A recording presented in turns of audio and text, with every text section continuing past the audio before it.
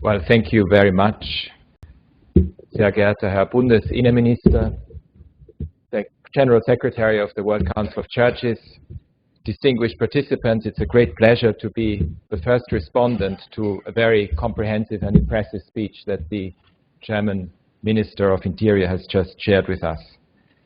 I would like to, first of all, welcome very much your personal commitment to the refugee cause, but also the personal commitment of the Chancellor.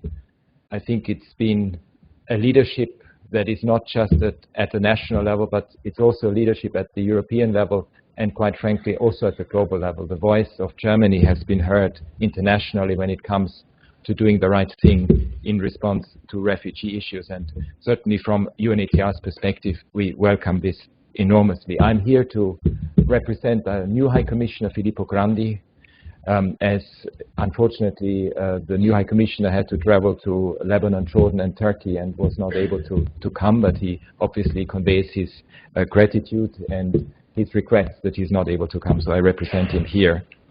In response, I would also like to welcome very much the fact that the World Council of Churches is organizing this meeting. I think it's an important meeting because not least of the intimate relationship that exists between what faith communities, what faith leaders are doing, and the protection of refugees and the response, the humanitarian response, not just in Europe, but all over the world. And we count on a very strong and reliable relationship between the faith communities and, if you like, the more secular institutions of the United Nations.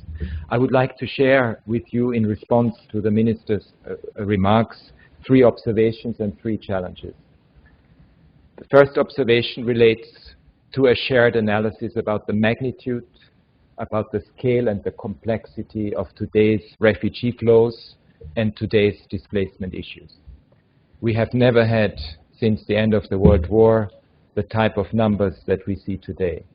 And as the Minister said, it has also hit Europe. We saw this very concretely last year. But it is, of course, a phenomenon that we have all been grappling with in many parts of the world for quite some time, not least because of the fact that you had about 15 conflicts that broke out or reignited over the last 5 years, producing the record numbers of refugees and internally displaced people as a result. The scale, none of the refugee groups today are just limited to the regions, albeit that the vast majority of refugees actually remain in neighboring countries in the regions. I think it is important, if one looks at the statistics, the vast majority remain often in the most impoverished parts of the earth.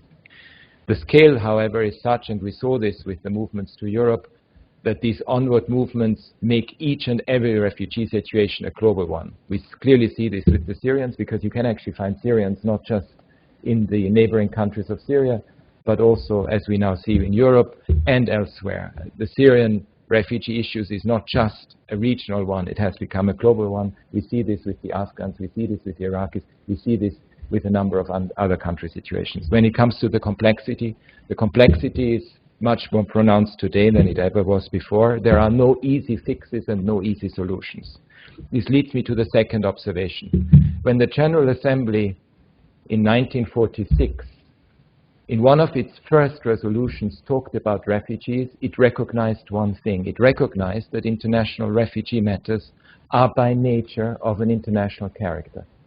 It means that they are a transboundary issue that cannot be resolved in isolation and by one state alone.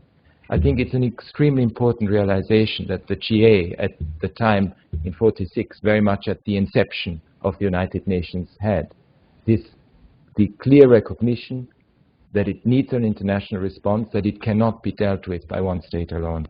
And it's one realization that we sometimes miss in the global debate, and I think the Minister was very clear about that need as well. And in fact, it's a historical realization that goes back to the foundings of the United Nations.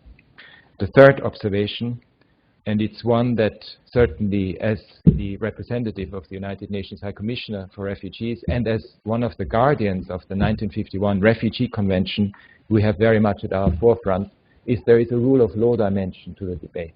It's about principles and values, and it's about international conventions that are at the heart of it. There are some, even within the European dialogue, that question the value of the 1951 Convention, and our very clear response to that is that the 51 Convention is one of the great achievements of humanity in the wake of the Second World War, and it is extremely important to pay tribute to the fact that it is an instrument that saved millions of lives over the decades in its 65 years of its existence, and that indeed what we need to work out is the operating environment in which this convention functions.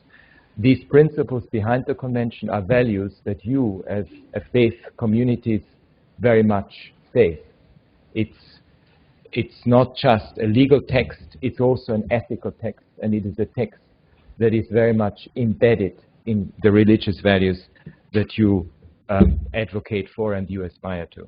Now the three challenges. The first challenge is, and I think the Minister said it very clearly, we need a more predictable international cooperative framework to share burden and responsibilities.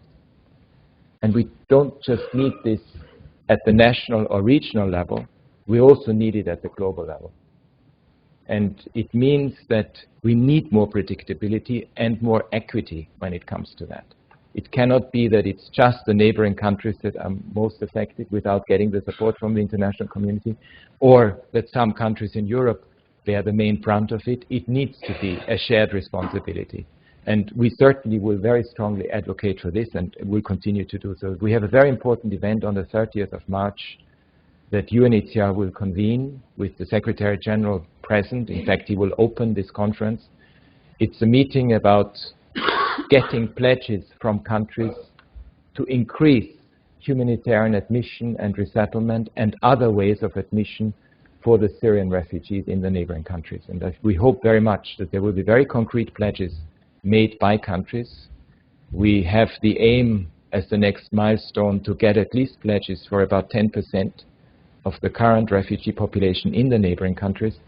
So we hope very much that these legal pathways can be concretely pledged at this meeting. There is also a summit later in the year that will be convened by the Secretary General on the occasion of the plenary of the General Assembly, again focusing on what can be done globally more to share the responsibilities when it comes to refugees. The second point, when it comes to the Global South, I think we clearly need to see improvement of living conditions and moving away from a care and maintenance attitude. And a lot of work has gone into this. There is a dependency syndrome that we sometimes see when one deals with refugee issues, that the international community has to do this, that, and the other, and of course it has to.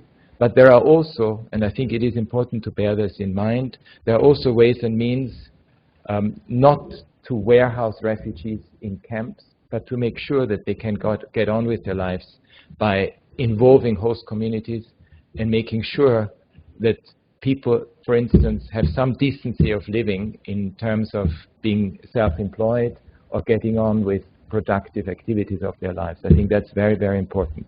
It tallies with what needs to happen in the Global North.